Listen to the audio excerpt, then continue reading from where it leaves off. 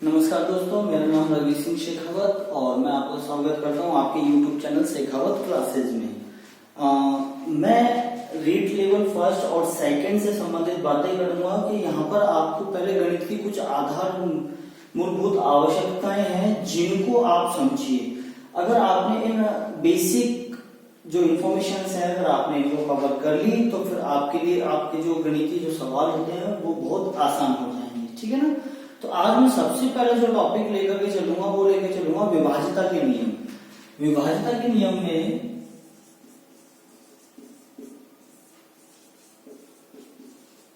इसे इंग्लिश में हम डिविजिबिलिटी रूल भी कहते हैं।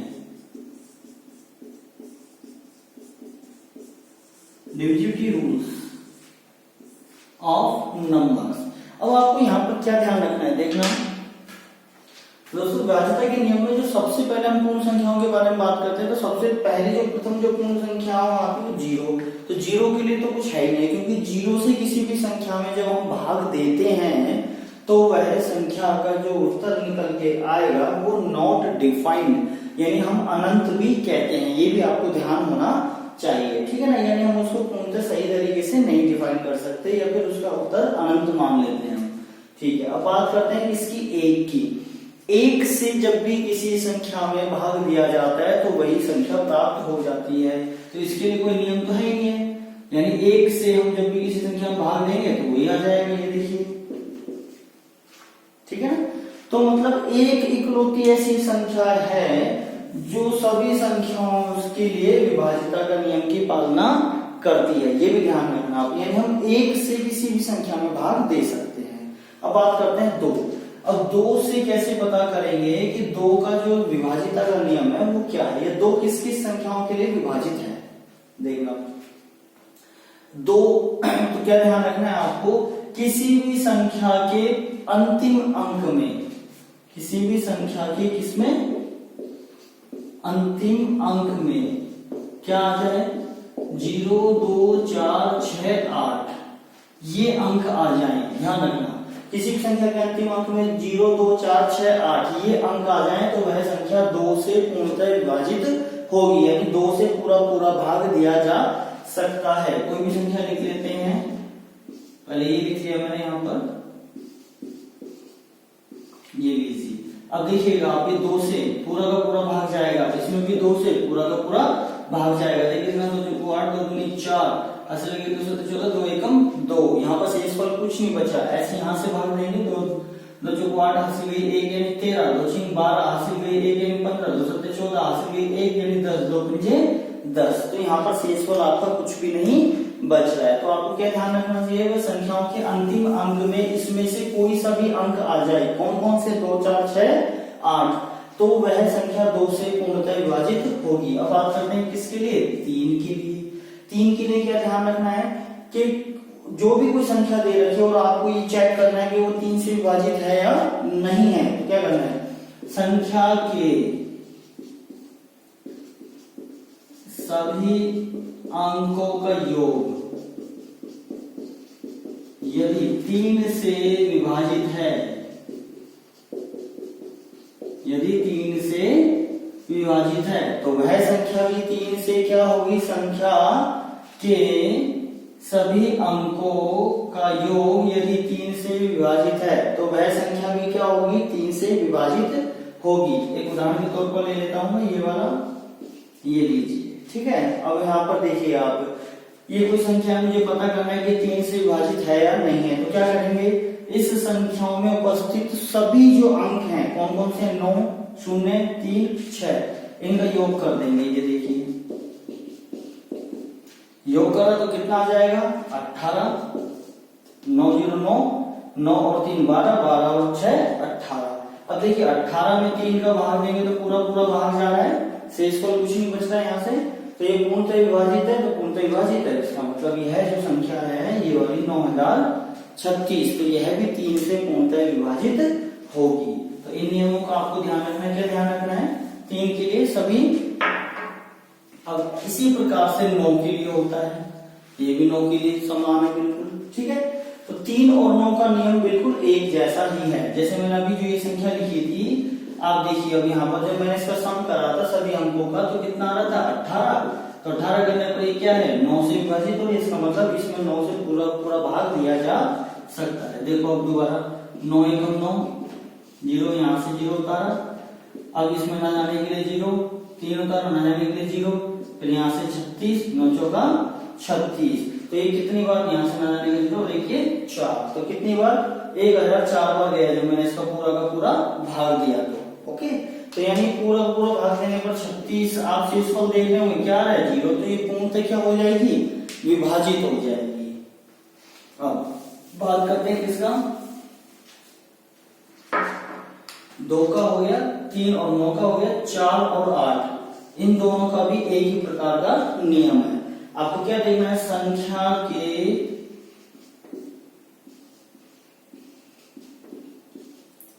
यदि संख्या के अंतिम 2 अंक क्या हो, अंतिम 2 अंक अंतिम 2 अंक किससे 4 या 8 से विभाजित हो वो, तो वह संख्या भी 4 व 8 से विभाजित होगी। ये आपको ध्यान रखना है। अब देखिए यहां से पहले मैं ये ले लेता हूं 7628। 7628 जो संख्या है इसमें आपको केवल अंतिम 2 अंक देखने, तो अंतिम 2 अंक क्या आ रहे हैं 2 और 8, 2 और 8 मिलकर क्या बन रहे हैं 28।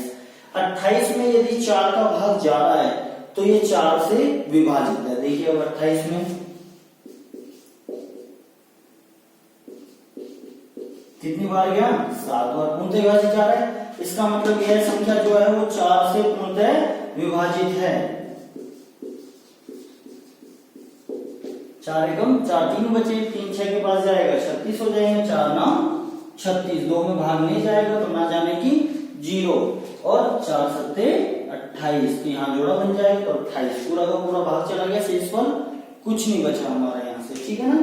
अब बात करते हैं 8 के लिए। देखो यहाँ पर 28 में 8 का भाग जा रहा है क्या, नहीं जा रहा, क्योंकि 8 के पहाड़े में 28 नहीं आता। 8 9 16 और 8 दिया 24, 8 चौक 32। अगर हम पहाड़े की बात करें तो 8 की जो पहाड़े में जितनी भी जो संख्याएं आती हैं 2 अंकों की, उनमें से कोई सा भी आ जाता,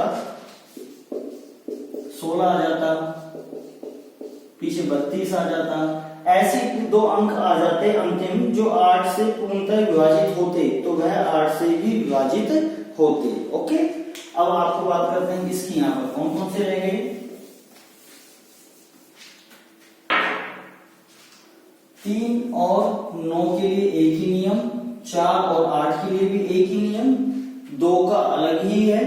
अब बात 2 3, अब बात करते हैं 4 का हो गया कंप्लीट, 5 के लिए बहुत सिंपल है, क्या है अंतिम अंक देखना है आपको केवल, यदि अंतिम अंक में 0 या क्या आ जाए 5, किसी भी संख्या के अंतिम अंक में क्या आ जाए 0 या 5 आ जाए तो वह संख्या 5 से पूर्णतः विभाजित होगी। कोई भी संख्या देख लीजिए आप,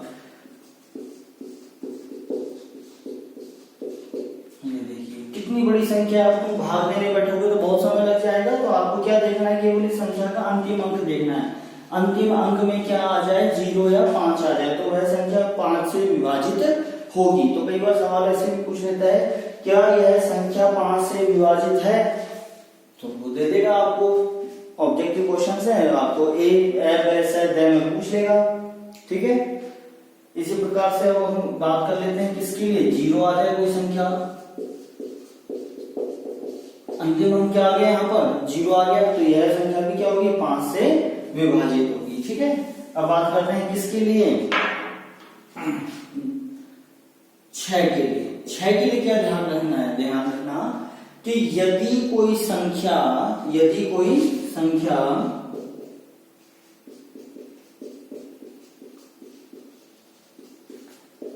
2 व 3 दोनों से क्या हो विभाजित हो,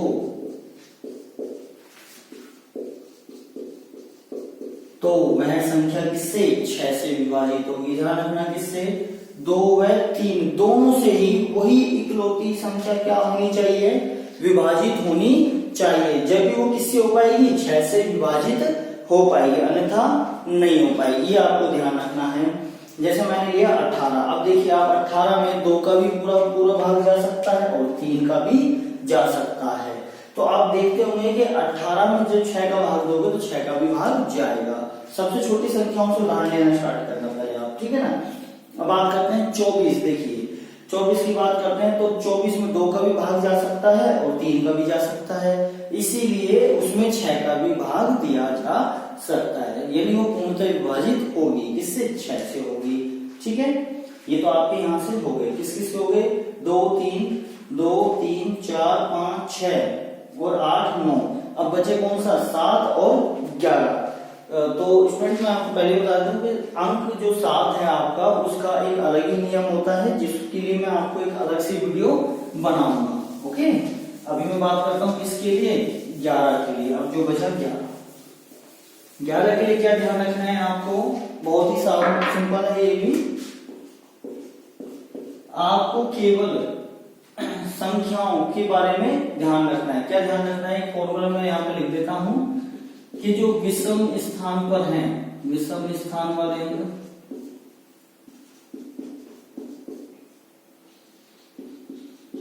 अंकों का योग,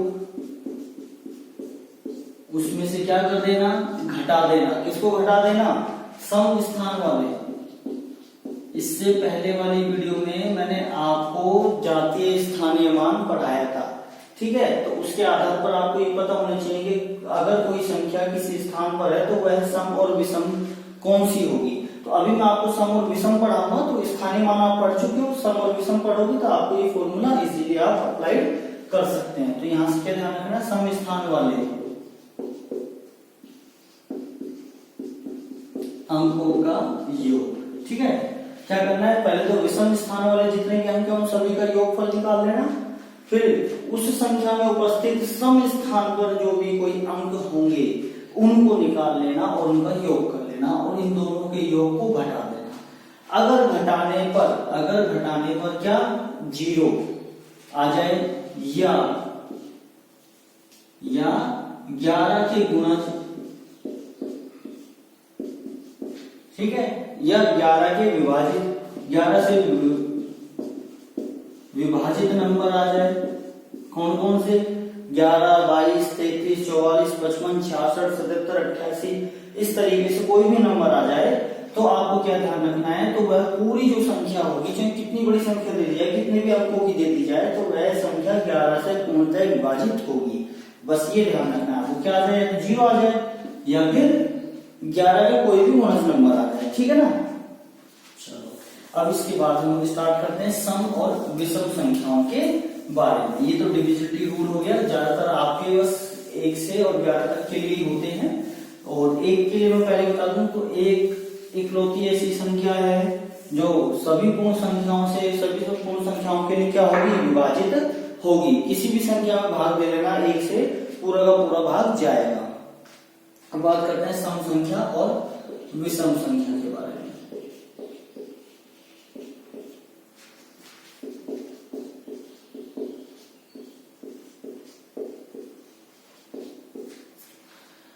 सम संख्या को इंग्लिश में बोलते हैं इवन और विषम को बोलते हैं ओड। अब आपको ये पता होना चाहिए कि सम संख्याएं कौन सी और विषम संख्याएं कौन सी है। तो बहुत ही सिंपल सा साधारण सा नियम है, ऐसी संख्याएं जो 2 से क्या हो, पूर्णतः विभाजित हो, तो वह संख्या है तो सम संख्या, और जो 2 से पूर्णतः विभाजित ना हो वह सब संख्या क्या हो, 2 से विभाजित हो। बस इतनी सी बात ध्यान रखो, जो 2 से क्या हो, विभाजित, तो यानी 2 से जिसमें भाग दिया जा सकता हो तो वह तो कौन सी, सम संख्या हो जाएगी। और विषम संख्या जिसमें 2 का भाग नहीं जाता हो, जो 2 से विभाजित ना हो,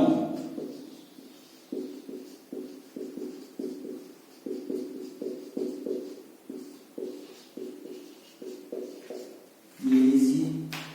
ठीक है, बस इतनी सी ध्यान रखना है आपको। कोई भी उदाहरण ले सकते हो आप। मैंने लिया 22। आप कोई पूछे कि बताइए सम संख्या है कि विषम संख्या है, तो आपको क्या चेक करना है यहाँ से। अभी मैंने आपको विभाजिता का नियम बता ही दिया था। ये तो बहुत छोटी संख्या ले ली, ये ले लीजिए,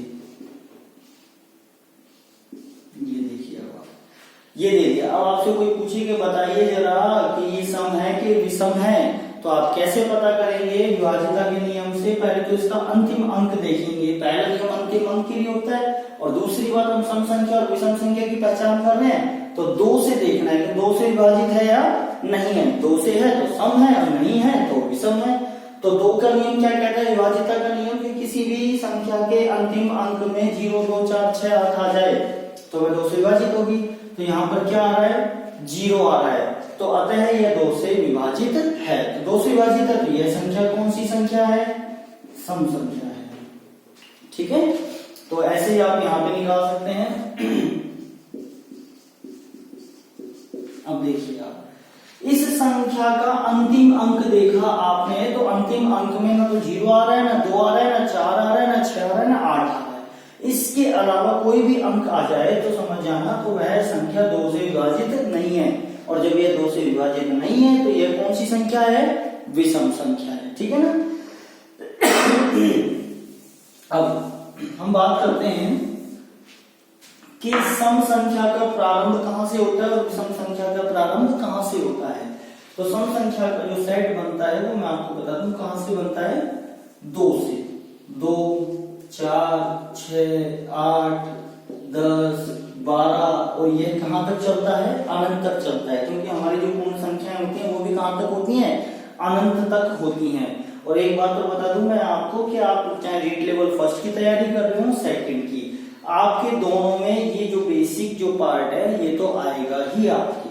ठीक है, इन्हीं के आधार पर बहुत सारी संख्याओं के आधार पर ही आपके क्या सवाल बनते हैं, वो मैं आगे आपको जब एक्सरसाइज के अकॉर्डिंग, आपके टॉपिक के अकॉर्डिंग जब करवाऊंगा क्वेश्चंस, जब आप देखना।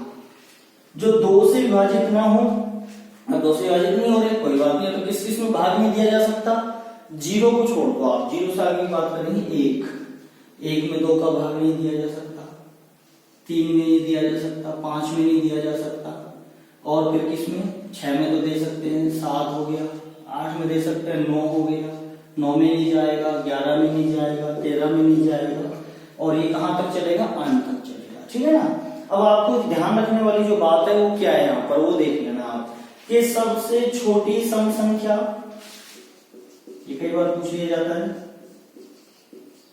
सबसे छोटी सम संख्या तो कौन सी है, 2 है। इसी प्रकार से सबसे छोटी विषम संख्या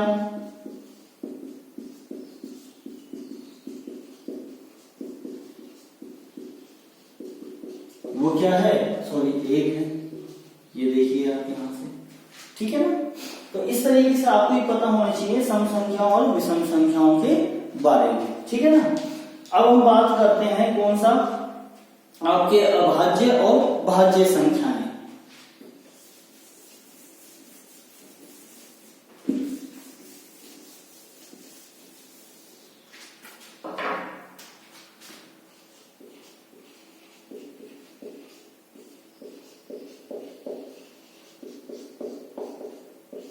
अभाज्य संख्याएं और भाज्य संख्याएं, इनको इंग्लिश में क्या कहते हैं ये भी देख लेना। अभाज्य संख्याएं तो होते हैं प्राइम नंबर्स। ठीक है। और भाज्य संख्याओं को बोलते हैं हम कंपोजिट नंबर्स।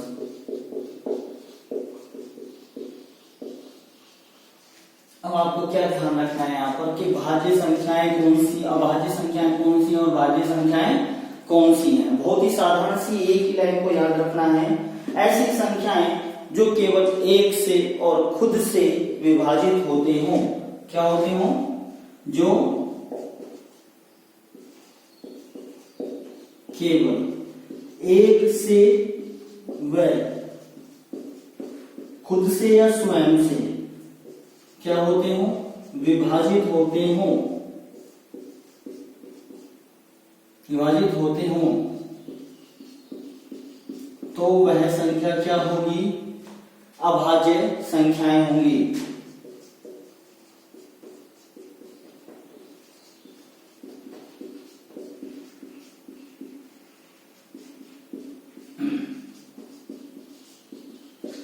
ओके, अब जस्ट इसका उल्टा यानी विपरीत अवस्था में जो केवल एक व खुद से तो हो लेकिन उससे भी कहीं ज्यादा संख्याओं से भी हो, ठीक है। हम दूसरी भाषा में क्या कह सकते हैं यहां से कि एक व खुद से तो हो रहा है, इसका मतलब क्या है, केवल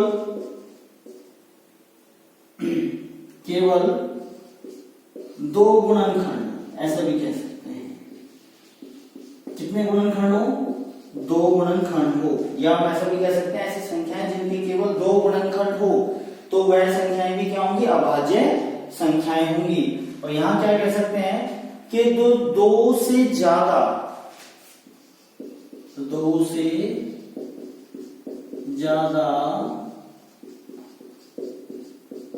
संख्याओं से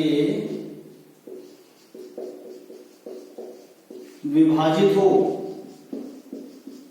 तो भाज्य संख्या कहलाएंगे। ओके, या हम ऐसा भी कह सकते हैं, या जिसके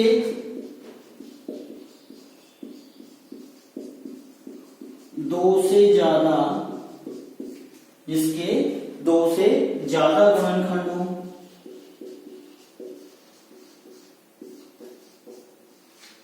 more than 2 factors, only for 2 factors. English में अगर हम कहें तो यहां पर मोर देन 2 फैक्टर्स, यहां पर ओनली फॉर या फिर इक्वल टू 2 फैक्टर्स। ओके, तो ये ध्यान रखना है आपको। अब वो कौन कौन सी संख्याएं हो सकती हैं, देखिए उदाहरण के तौर पर मैं यहां पर बता देता हूं। तो प्राइम संख्याओं में कौन कौन से हैं, पहले मैं बात करता हूं कि कौन जो हमारी जो संख्या है हम प्रारंभ करते हैं किसी भी चीज को गिनना, तो हम एक से करते हैं। अब एक के लिए पूछ लिया जाए, मान लीजिए कि एक बताइए कि एक अभाज्य संख्या है कि भाज्य है, तो मैं आपको बता दूं एक ना तो अभाज्य संख्या है ना ही भाज्य संख्या है। क्यों नहीं है मैं आपको बताता हूं, क्योंकि एक का जो गुणनखंड होता है वो एक ही आता है, केवल एक ही आता है। तो यहाँ पर कम से कम कितने होने जरूरी है, 2 होने जरूरी है। पहली बात तो ये, दूसरी बात कि एक से व खुद से, अब वो एक ही खुद है इसीलिए वो इस वाक्य की पूर्ति नहीं कर रहा। तो इसीलिए जो एक है वो क्या है, ना तो वो अभाज्य संख्या है ना ही वो भाज्य संख्या है। भाज्य क्यों नहीं है, क्योंकि जब उसके दो ही फैक्टर नहीं आ रहे, दो ही गुणनखंड नहीं आ रहे, तो 2 से ज्यादा तो कहां से आ जाएंगे। जब किसी संख्या के 2 से ज्यादा ही नहीं है तो वह संख्या भाज्य संख्या नहीं होगी। अब बात करते हैं आगे की, 2 की। 2 देखिए आप,